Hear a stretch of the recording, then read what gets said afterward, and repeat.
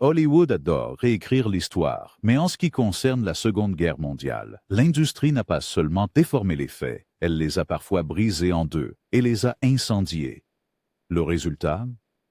Des films qui ont manqué de respect aux vétérans, effacé les Alliés et transformé la véritable souffrance en spectacle glamour. Vous êtes-vous déjà demandé jusqu'où Hollywood irait pour transformer une tragédie en succès au box-office? Découvrons les films de guerre qui devraient faire rougir les studios. Retour à Bataan, 1945. Imaginez prendre l'un des chapitres les plus horribles de la guerre du Pacifique, la marche de la mort de Bataan, et le réduire à un décor de fond pour John Wayne. C'est exactement ce que Retour à Bataan a fait.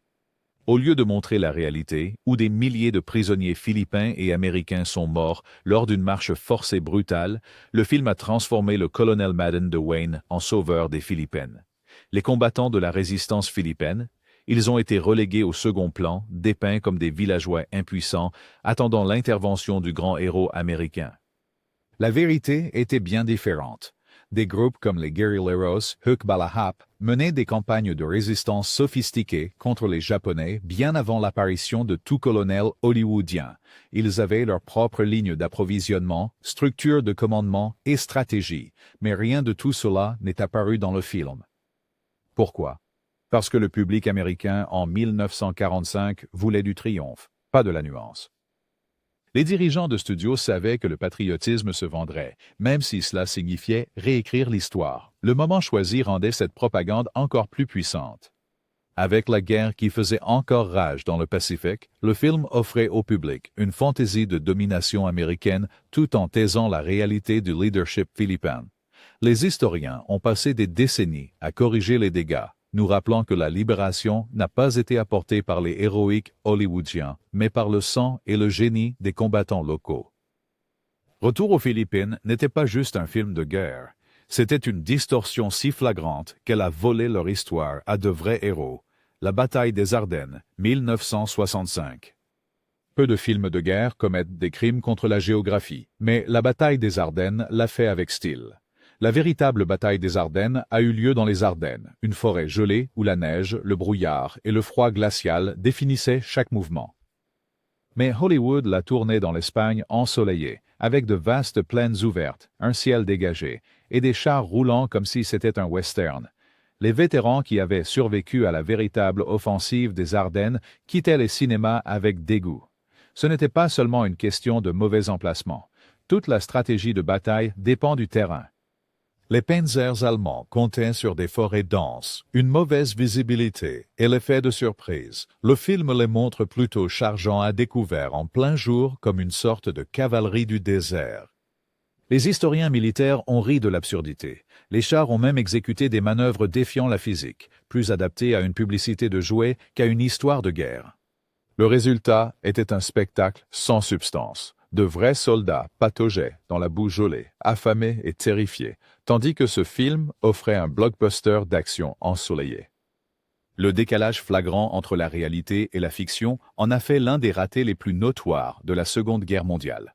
En remplaçant les tempêtes de neige par un ciel bleu, la bataille des Ardennes a transformé l'une des batailles les plus rudes de la guerre en une fantaisie, et même pas une convaincante. Le pont de la rivière Kwai, 1957. Voici un film que les critiques adorent, mais que les survivants du chemin de fer de Birmanie détestent.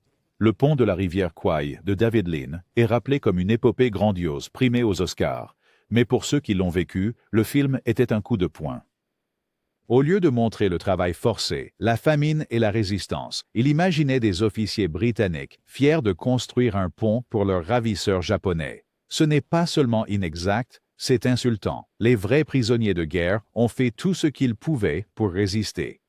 Ils ont saboté l'équipement, ralenti le travail, fait passer des médicaments en contrebande et risqué l'exécution pour maintenir le moral. Mais le film nous a donné le colonel Nicholson, obsédé par la perfection de l'ingénierie, un personnage inventé pour le drame et le prestige. Les survivants qui ont assisté à la première sont sortis horrifiés que leur souffrance ait été réécrite comme une coopération.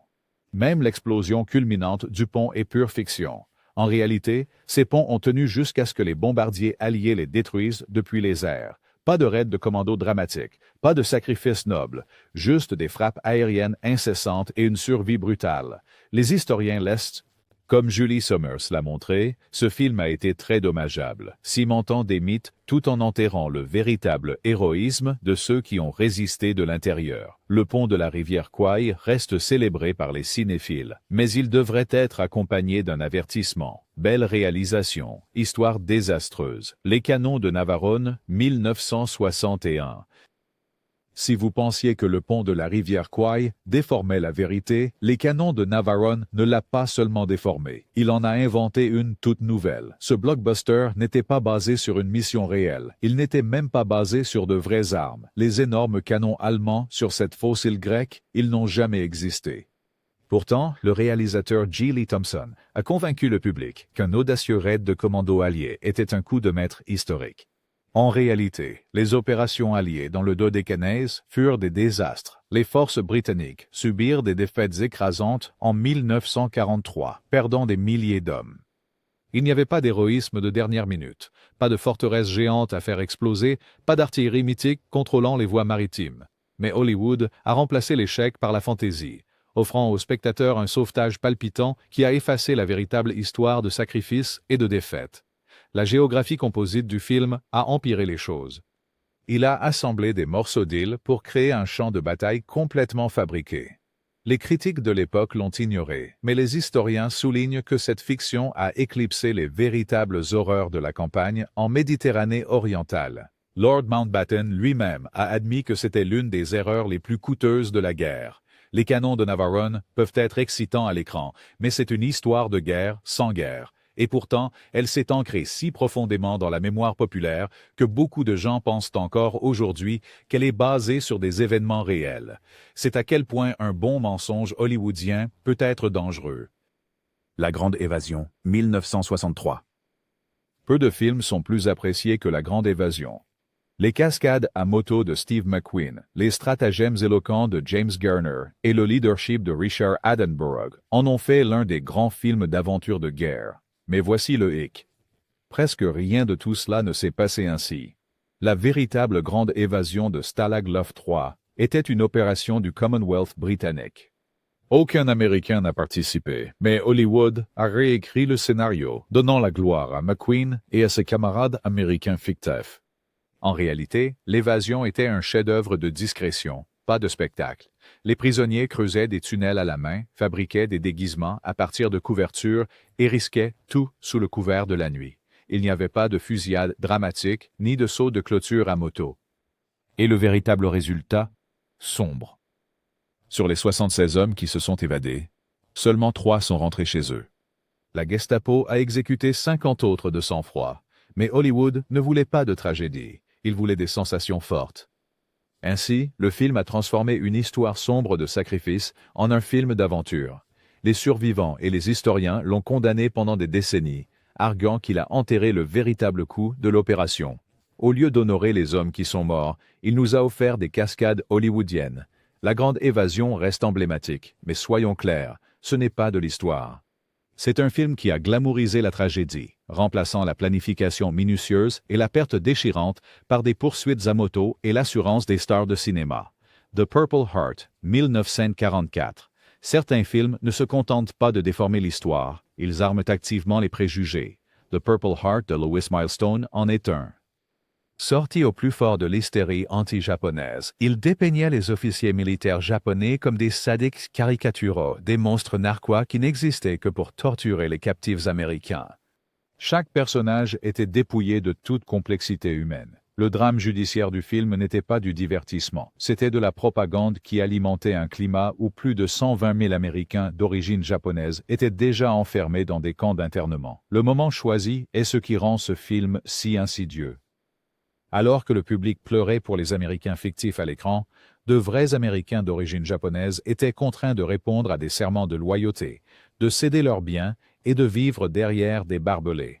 Les caricatures cruelles du film donnaient aux gens une justification pour ces politiques. Ce n'était pas juste un film de guerre, c'était un renforcement culturel de la discrimination. Et voici le coup de grâce. Bien que vaguement basé sur des aviateurs américains capturés, l'histoire a été exagérée, dramatisée en une pièce de moralité où la cruauté était amplifiée pour un impact émotionnel. Les personnages japonais n'étaient pas des soldats, ils étaient Des démons dépouillés de nuances. Les critiques modernes voient le film comme une étude de cas parfaite sur la façon dont la propagande peut renforcer les préjugés, tout en se faisant passer pour du divertissement. The Purple Heart n'est pas seulement dépassé, c'est un rappel que le cinéma peut aider à justifier l'injustice. Au lieu de simplement raconter une histoire, il a versé de l'essence sur la peur et la suspicion réelle, transformant les bobines de film en armes de haine. L'histoire du Dr. Wassell, 1944.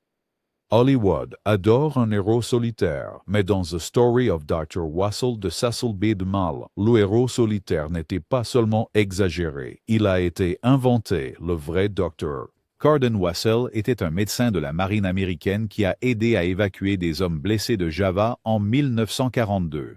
Admirable, oui. Mais dans le film, il est transformé en une machine de sauvetage à lui seul, transportant des hommes à travers les jungles, défiant les ordres et sauvant la situation à lui seul. La réalité avait le travail d'équipe. Hollywood nous a donné la fabrication de mythes. En vérité, Wassell faisait partie d'un effort coordonné avec d'autres médecins, infirmières et officiers. L'évacuation suivait les voies militaires et une planification collective. C'était dangereux, mais ce n'était pas la fantaisie de cap et d'épée présentée par DeMille. Les critiques de l'époque ont même noté à quel point les actes héroïques semblèrent forcés, certains critiques étant ouvertement sceptiques quant à leur exactitude. Et puis, il y avait la représentation de l'ennemi. Les forces japonaises étaient montrées comme des caricatures maladroites, constamment déjouées par l'ingéniosité américaine. Ce n'était pas seulement une narration paresseuse. C'était de la propagande de guerre conçue pour donner un coup de pouce au moral du public en transformant des opérations complexes en une simplicité de bande dessinée. L'histoire du Dr. Wassell est un cas d'école de la façon dont Hollywood a transformé les événements de guerre en légendes populaires. Le vrai docteur méritait d'être reconnu, mais pas au détriment de la vérité. En essayant d'inspirer, le film a fini par déformer l'histoire en quelque chose de presque méconnaissable. They Were Expendable, 1945. John Ford était un maître de la création de mythes américains, et dans They Were Expendable, il a dirigé son objectif sur les équipages de vedettes torpilleurs aux Philippines. Le résultat? Un film qui a transformé l'une des défaites les plus dévastatrices de l'Amérique en une noble tragédie, effaçant soigneusement les échecs logistiques et les erreurs de commandement qui ont condamné ces hommes dès le départ. Ce n'était pas la vérité, c'était du réconfort enveloppé dans des uniformes. Le film dépeint les vedettes pétées comme des armes navales héroïques et efficaces. En réalité, ils ont infligé peu de dégâts aux Japonais tout en subissant de lourdes pertes. Plus important encore, le film efface le rôle des guerrilleros philippins qui ont poursuivi la résistance bien après la reddition américaine. Au lieu de cela, Ford a présenté la campagne comme une histoire purement américaine, renforçant l'idée que seul le sacrifice des États-Unis avait du poids dans le Pacifique. La fin édulcorée est la distorsion la plus flagrante. Au lieu de montrer des redditions massives, la famine et l'occupation brutale.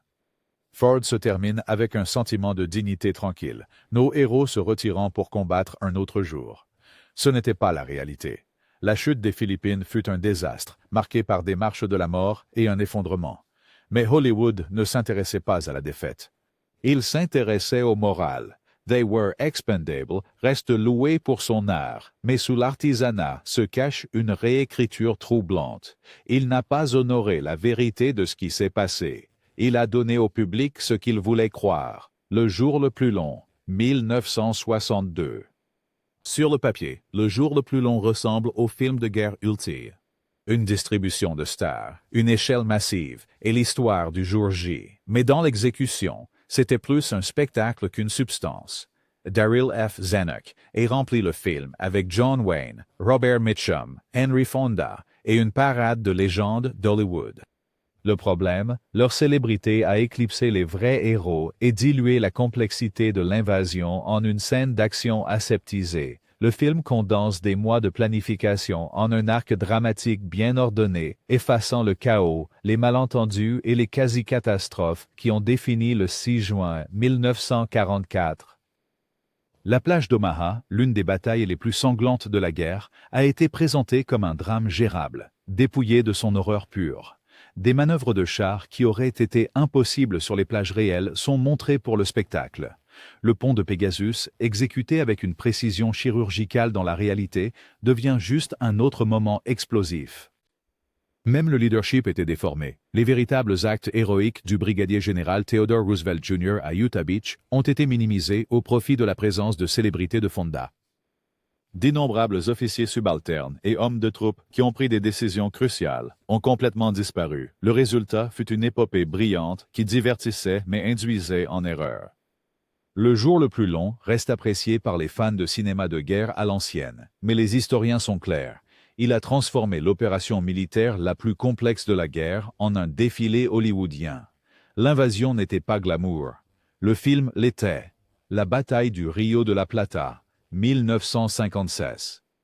Les batailles navales sont brutales, moteurs rugissants, métal tordu, explosions déchirant les navires, mais vous ne le sauriez pas en regardant The Battle of the River Plate. Le film de Michael Powell et Emmerich Pressburger présentait l'affrontement de 1939 entre les croiseurs britanniques et le cuirassé de poche allemand Admiral Graf Spee, comme un duel de gentlemen en mer.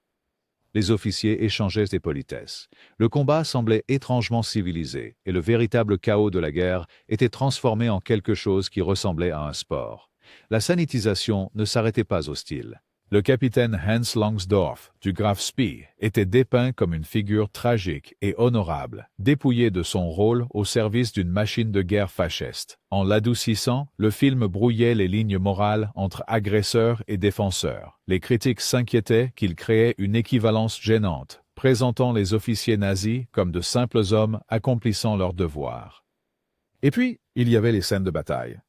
Les explosions ressemblaient plus à des feux d'artifice qu'à des déflagrations catastrophiques.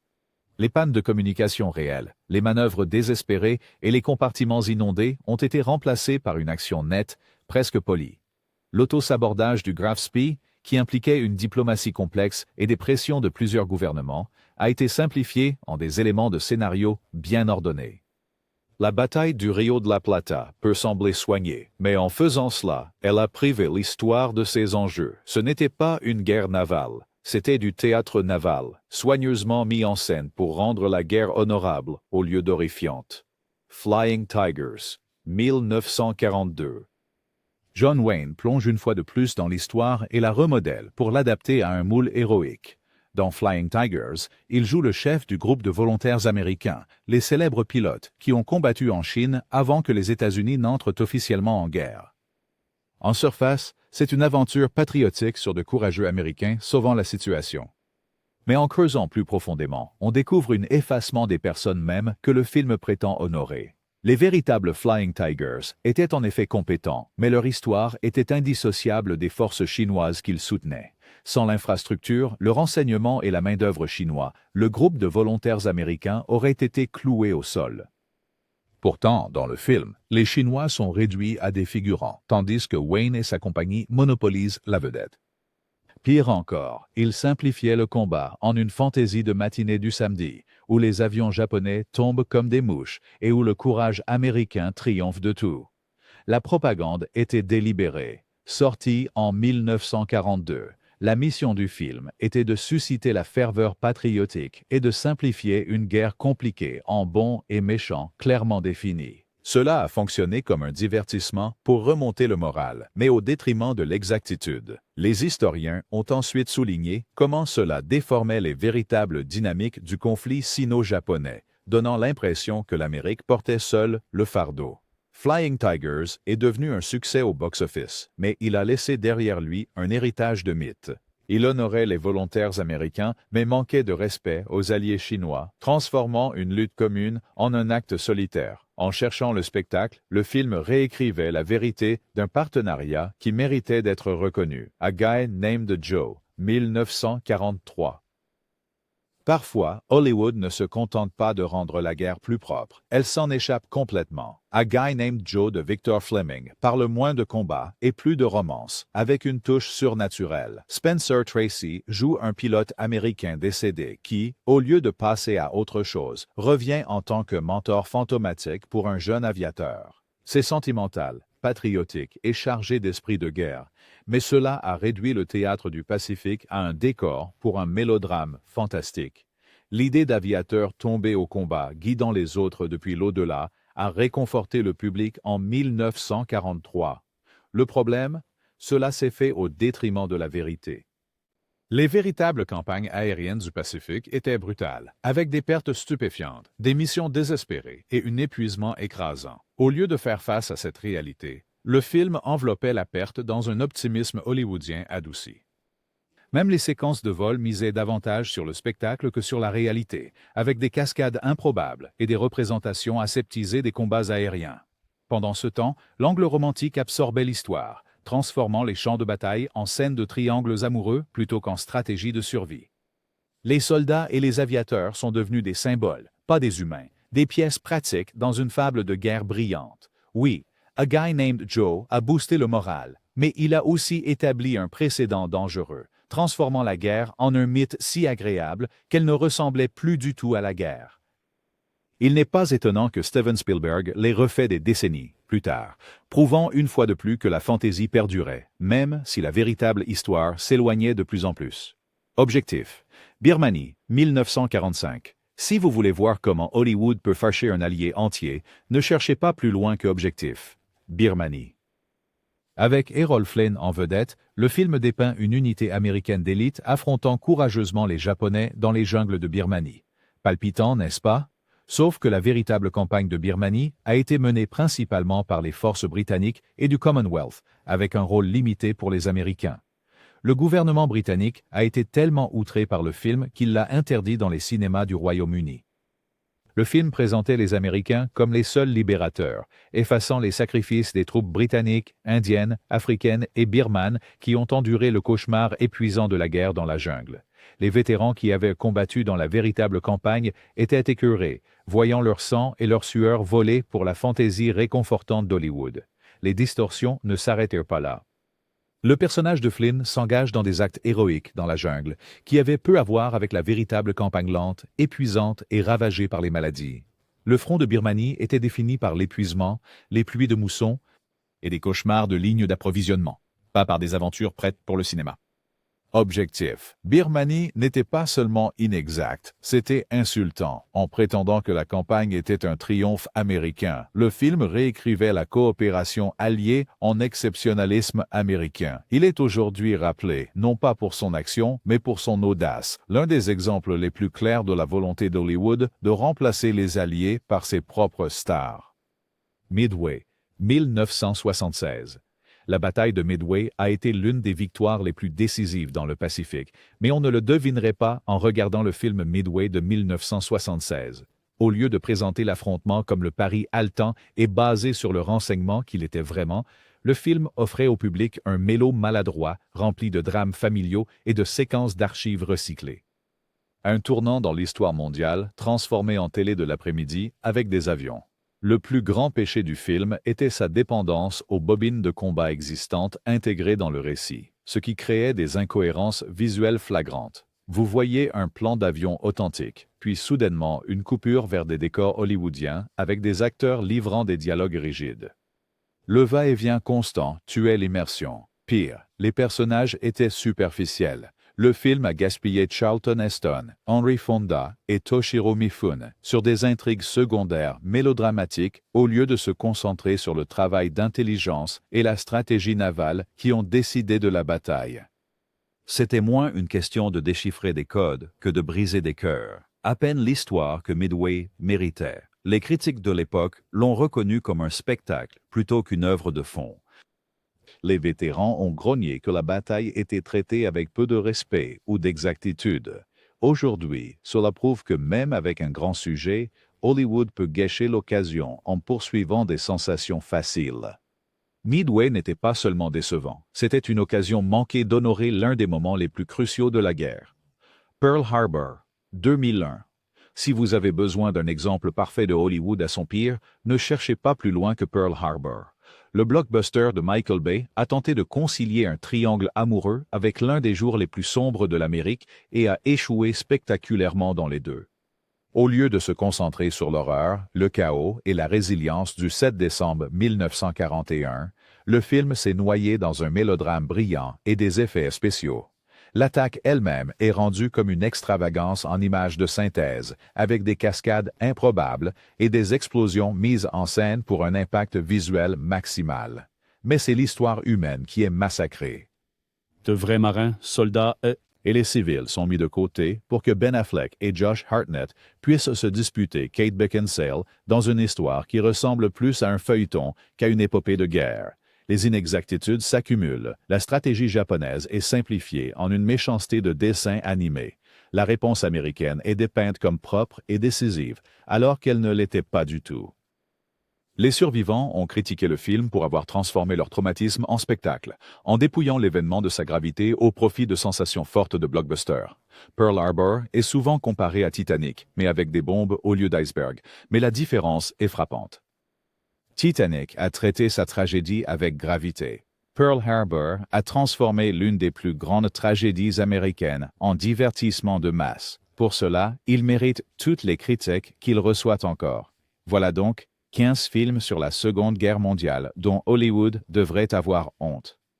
Ils ont déformé l'histoire, effacé les Alliés et transformé la tragédie en divertissement. Mais voici la question la plus importante. Quand Hollywood réécrit le passé, qu'advient-il de la vérité? Peut-être que la bataille la plus dangereuse ne se livre pas avec des bombes ou des balles, mais avec des histoires. Lequel de ces films vous a le plus choqué? Partagez vos pensées dans les commentaires, abonnez-vous et continuez la conversation.